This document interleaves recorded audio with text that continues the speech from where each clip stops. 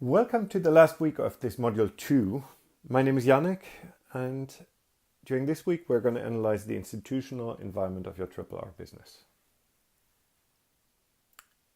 As a last step in analyzing the overall business environment, you need to understand the legal and regulatory framework you will be operating in, the organizational setup, and any social norms that can support or hinder your business.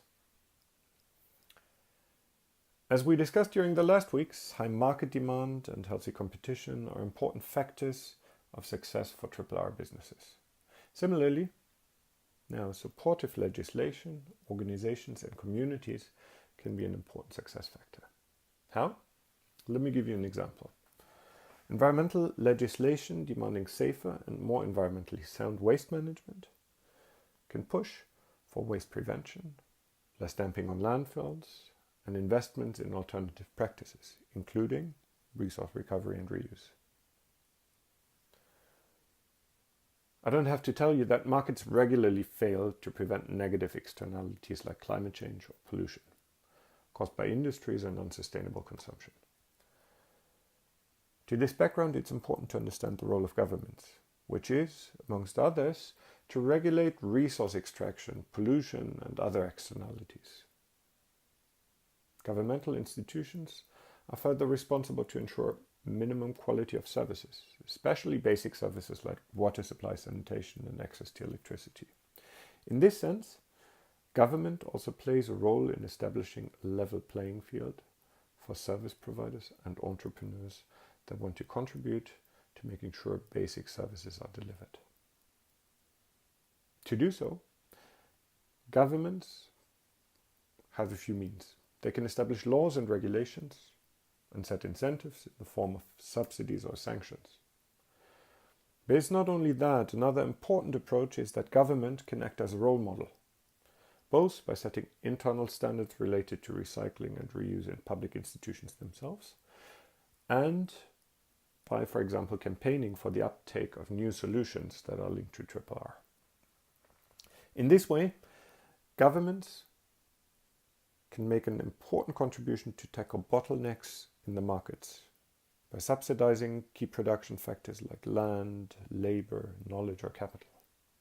Or they can tackle externalities like greenhouse gas emissions and pollutions through incentives to reduce emissions and eventually encourage recycling.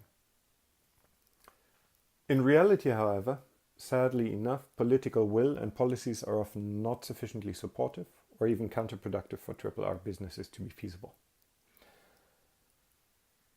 Understanding the legal and policy environment of your R business, to stick to that example, is therefore important to, one, ensure that it is legally even possible to realize your business idea. Let me give you a couple of examples. The production of biodiesel from used cooking oil, for example, may require a permit from a petroleum authority that could be super difficult to obtain for a young entrepreneur or a small business. In some countries, the use of fertilizer from fecal sludge, as another example, is, for example, forbidden for any products that are produced and meant for human consumption. Now, these examples show that it is important to make sure you find out if your business idea is legally feasible or not before you start investing too much time and resources that would go wasted. Secondly, it is important to understand your business environment to take advantage of any supportive incentives that may be available from the legal or policy frameworks, like subsidies, tax deductions, etc. And lastly, it is important to understand the framework conditions to ensure that you comply with laws, regulations, and other legal requirements. This allows you to stand on firm legal grounds, because if you're not compliant, this can easily be used against you. Aside from the legal framework and policies, there's a broad range of other institutional factors that influence R businesses. During this module, we will not be able to cover all of these factors for all types of R businesses. To get you started on analyzing your institutional environment, we will look at the following key factors. We will map actors to understand the structure and capacity of institutions. This includes analyzing organizational arrangements and understanding public mandates for water, sanitation, and/or waste management. When we look at key actors, we will also analyze the effectiveness of these institutions. So, understanding, for example, the level of bureaucracy you have to deal with to get a license or benefit from other public services. Secondly, we'll look at policy and legal frameworks. This includes laws and regulations regarding environmental conservation, health, climate change, etc., as well as economic, judiciary or regulatory incentives promoting or hindering RRR businesses. Then there's community support. In this field, we analyze the degree of community acceptance, so public perception of the use of products derived from waste and related RRR businesses. And we'll look at the investment climate. Now, this refers to the status of capital markets and other forms of investment. So essentially, we will analyze how likely you will be able to access financing from banks or other investors. Let's go step by step and look at each factor in detail. This will help us establish key questions you need to answer to assess the feasibility of your business idea. Further down, you will find a worksheet that lists all of the questions to help you document the analysis of your institutional environment. Let us start with the structure and capacity of institutions, mapping the key stakeholders of your RRR business. Understanding who is involved in the sector and what roles each actor plays is an important prerequisite to be able to properly analyze the legal framework and incentives for your RRR business. So, in the first step, you need to make sure you know all relevant public, private and non-for-profit institutions in the specific sector or subsector that you plan to do business in. Make sure you know who sets the rule of the games, so who defines laws, regulations and standards, etc. But also analyze if there are any overlapping responsibilities or limited cooperation amongst ministries and agencies in the area of reuse or things like crop commercialization. This creates uncertainties and reduces transparency. You obviously have to be aware that overlapping responsibilities are common due to multiple entities and institutions regulating and playing different roles in a specific sector, but not coordinating each other. Yeah, unfortunately so, but we live in a world where everybody wears blinkers. Now, this not only makes it difficult for your business to work and grow. Understand that if standards are being set by multiple bodies, this also creates a difficult landscape for, let's say, investors. So, something to look out for are, for example, interministerial coordination committees. These facilitate the collaboration between various bodies and serve also as an interesting information source. At the same time, they could be an interesting channel to reach different public institutions as clients, or could become an entry point for establishing public-private partnerships. In that sense, you should then also assess the strengths and weaknesses of the most important organizations to understand if there are opportunities for mutually beneficial partnerships. These could help sustain your RRR business. Now, public-private partnerships can be a strong vehicle to promote RRR businesses. So let me give you a quick overview of the most common types of public-private partnerships. We have the Build, Operate, Transfer, the BOT model, where private sector entities are delegated to build and operate a facility for a certain period of time. During this so-called concession period, the private entity is entitled to retain all revenues generated. Afterwards, the facility is transferred to public administration. Then there is Build, Own, Operate, Transfer, which derives from BOT, in that the private entity, during the concession period, owns and operates the facility. Then there is Build, Own, Operate, which is another variant of the BOT model, where ownership of the facility remains with the private entity. This means basically the physical life of the project coincides with the concession period. And lastly, there is Design, Build, Operate and Transfer, DBOT, where the private entity is also contracted to design the entire project, so designs, builds, operates, and then transfers the facility. Make sure you know which of these types of PPPs are common in your context to explore which partnerships might be most feasible. I could continue with many other aspects that you need to know about the actors with a stake in your market, but instead I'd rather walk you through stakeholder analysis, so a process that can help you identify and understand all the players in waste production, management, and reuse of recovered resources in your target area. Let's look back. In Module 1, you've already drawn a locality map and should have noted some stakeholders that are relevant for your RRR business. Map these and add any other organizations involved along the waste stream from supply to reuse that might influence your RRR business. Try to cluster institutions according to waste collection, treatment or resource recovery, product marketing for reuse, product users and regulators. You may use the template provided in the worksheet below. Now, note down for each stakeholder their responsibilities, interests, power, organizational autonomy, and anything else you deem relevant for understanding if they could benefit or harm your business. Finally, what you do is you add interlinkages between these organizations. Understand their level of collaboration with other stakeholders. Once you've mapped and described your most important stakeholders, start assessing their strengths and weaknesses. Here, what you want to do is highlight the stakeholders that will make the implementation of your RRR business particularly easy or difficult. And then you also need to look at how influential they are. Finally, assess if there are any gaps in the types of stakeholders that could make it difficult to establish your RRR business. So once you've gone through all of these steps, you now have developed a good basis to start talking to different actors to complement and validate your stakeholder map. At the latest, at this point, you should go out and talk to as many as possible of them to make sure you did not forget to map any important actors or information about them. Next to understanding your key stakeholders and their roles, interests, etc., you will also need to assess the processes and instruments that exist along the waste value chain. Ask yourself questions like, are there established schedules for the collection of household waste? Does this happen rather randomly? Or is waste collection organized upon demand? Are there informal waste pickers who sort out valuable waste components and sell them? Or do treatment plants collect tipping fees at the gate? More complex processes look at how budgets for municipal waste management systems are developed and organized.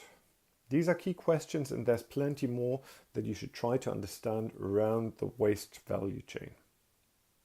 Now, as you develop and complement your stakeholder map and the analysis of key processes, you will be able to identify the actors that are most relevant for your RRR business, because they may either pose an obstacle or because there is an opportunity to cater to their needs and establish cooperation.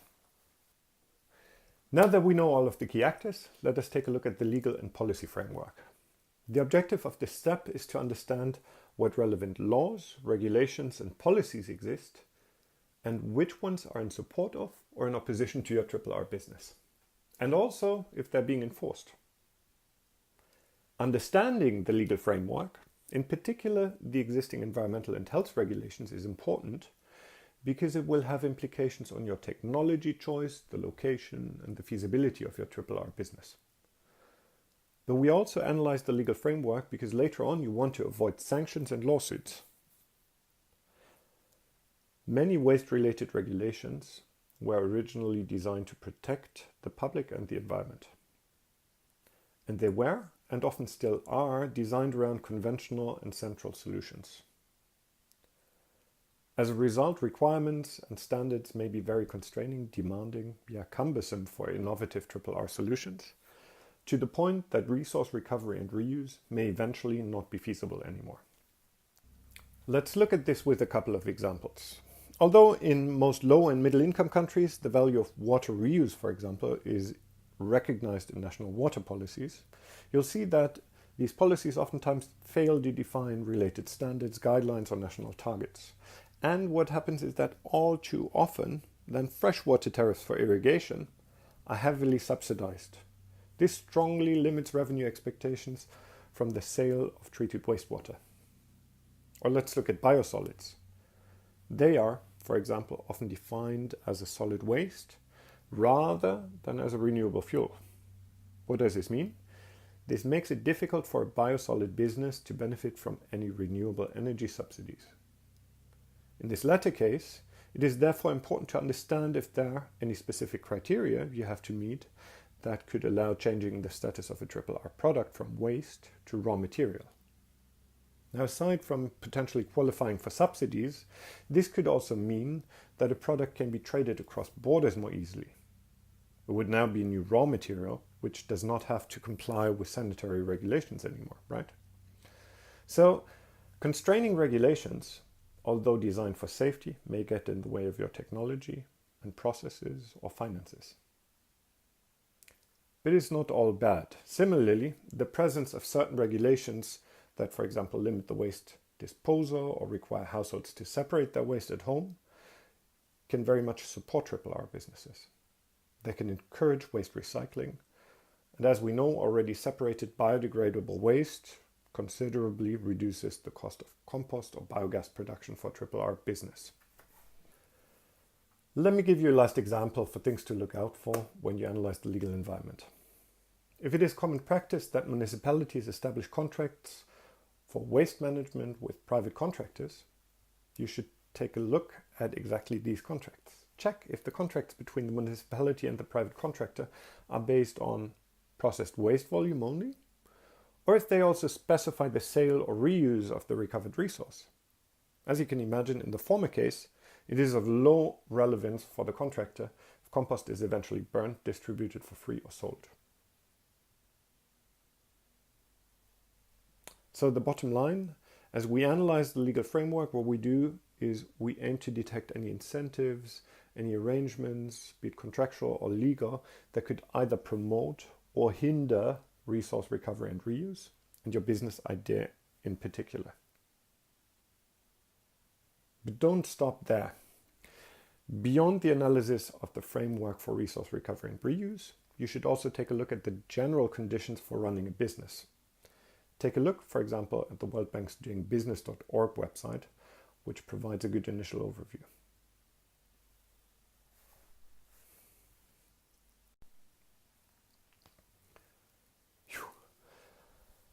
Yes, I admit there's a lot of framework conditions to be looked at. And yes, laws and contracts can be boring. But they're super important to understand. Nevertheless, let's move on. Let's also look at whether or not the community you're looking at is supportive of your business. Now, next to formal rules for resource recovery and reuse and doing business, societies are also regulated by informal rules of social conduct, right? So social norms and behavior. For assessing your community's support, you need to know what your community's awareness is on benefits, risks, regulations, and laws around waste, sanitation, or RRR in general. Are they aware of the benefits of resource recovery and reuse for society? What kind of RRR products do they know, and how do they perceive them? Do they support or reject RRR businesses? And this is all questions that you need to analyze, considering that most societies carry taboos related to fecal matter and waste. Hence, yes, they might be reluctant to buy products off of you that are made of just this fecal matter and waste. Now, you should have already identified most of the social norms in the analysis of your market and your potential customers. But let's not stop here at social norms around RRR. But let's also look at other aspects that may influence your business. You may, for example, live in a society where being a female entrepreneur is frowned upon, and it will be challenging for you to get supplies, licenses, or manage a male workforce.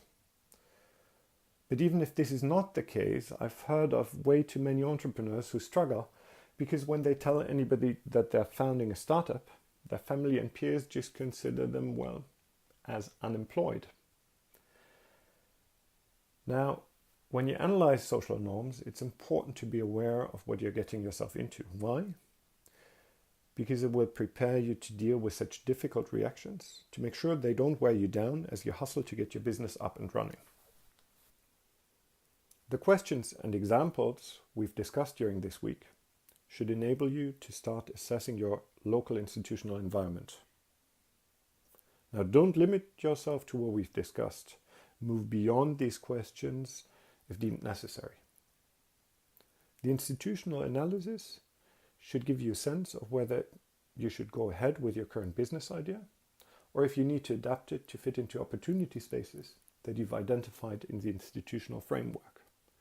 Because let's be honest, changing the institutional environment is possible, but it's a very long and tiresome process. This energy you should rather invest into building your R business. Now, once you've answered all of the questions in the worksheet below, I suggest you head over to Module 3 for blueprinting your business model. In the meantime, thanks a lot for attending the weeks of this module, and all the best with your R business.